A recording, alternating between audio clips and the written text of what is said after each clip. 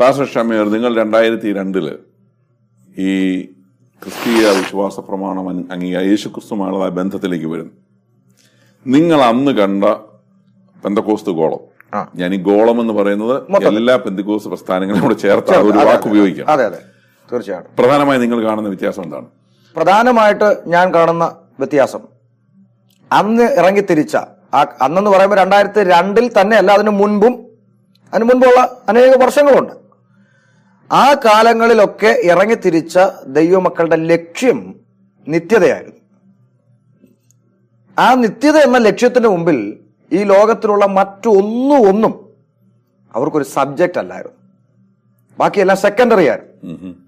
എന്നാൽ ഇന്ന് ആത്മീയഗോളത്തിന് സംഭവിച്ച പരാജയം എന്താണെന്ന് ചോദിച്ചാൽ, നിത്യത സെക്കൻഡറി ആയോ അതോ ഇനി അതിലും താഴോട്ടായോ എന്ന് സംശയിക്കേണ്ടിയിരിക്കുന്ന നിലത്തിൽ മറ്റു പലതിനും നിത്യതയേക്കാൾ അധികം ഇമ്പോർട്ടൻസ് കൊടുക്കുന്ന നിലയിലേക്ക് ആത്മീയഗോളം ലക്ഷ്യം മാറി.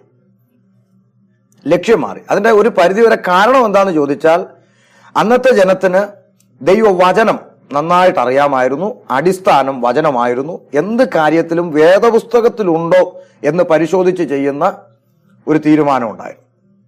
വേദപുസ്തകമായിരുന്നു ആധാരം. ഞാനൊരിക്കൽ ഒരു കത്തോലിക്ക സ്നേഹിതനോട് സുവിശേഷം പറഞ്ഞുകൊണ്ടിരിക്കുകയാണ്. അപ്പൊ അദ്ദേഹത്തോട് ഞാൻ വേദപുസ്തകത്തിൽ ഇങ്ങനെ കാര്യങ്ങളൊക്കെ പറഞ്ഞു. പുള്ളി എന്നോട് പറഞ്ഞു, ബൈബിളിൽ ഇല്ലാത്ത, വേദപുസ്തകത്തിൽ ഇല്ലാത്ത ഒരു കാര്യം പറഞ്ഞ് എന്നോട് അങ്ങ് വാദിച്ചു. ഞങ്ങൾ വർഷങ്ങളായി ചെയ്യുന്ന അമ്മയപ്പച്ചന്മാരുടെ കാലം തൊട്ട് തുടങ്ങിയതാന്നൊക്കെ പറഞ്ഞ് വാദിച്ചു. അപ്പൊ ഞാൻ വേദപുസ്തകം എടുത്ത് വെച്ചിട്ട് പറഞ്ഞു, അച്ഛാ, വേദപുസ്തകത്തിൽ എവിടെങ്കിലും ഈ വിഷയത്തെക്കുറിച്ച് പരാമർശിച്ചിട്ടുണ്ടോ എന്ന് നമുക്ക് നോക്കണ്ടേ? ബൈബിളിൽ എവിടെങ്കിലും അങ്ങനെ പറഞ്ഞിട്ടുണ്ടോ? പുള്ളി ഉടനെ ബൈബിള് അവിടെ നിൽക്കട്ടെ എന്ന് പറഞ്ഞ് ഇങ്ങനെ മാറ്റി. അപ്പൊ അദ്ദേഹം അത് പറഞ്ഞതിൽ എനിക്ക് അതിശയമില്ല, കാരണം അദ്ദേഹത്തിന് ബൈബിൾ അറിയില്ല. അതുകൊണ്ട് അറിവില്ലായ്മ കൊണ്ട് പറഞ്ഞാന്ന് ഞാൻ ചിന്തിക്കാം.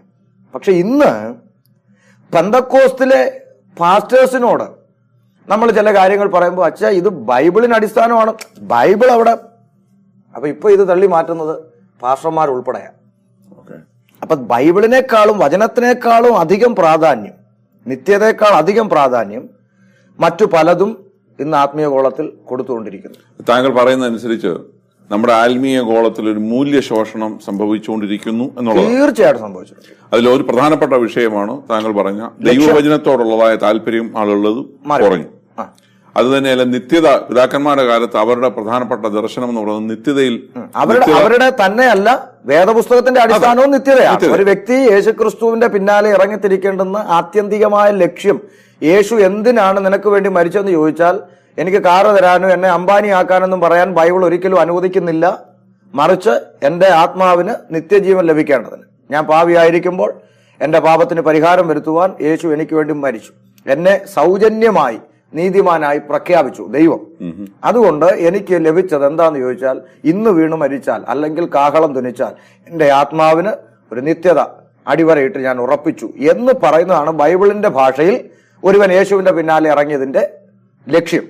പക്ഷെ ആ ലക്ഷ്യത്തിൽ നിന്ന് മാറി എന്നാണ് ഞാൻ പറഞ്ഞത്, ഉദ്ദേശിച്ചത്.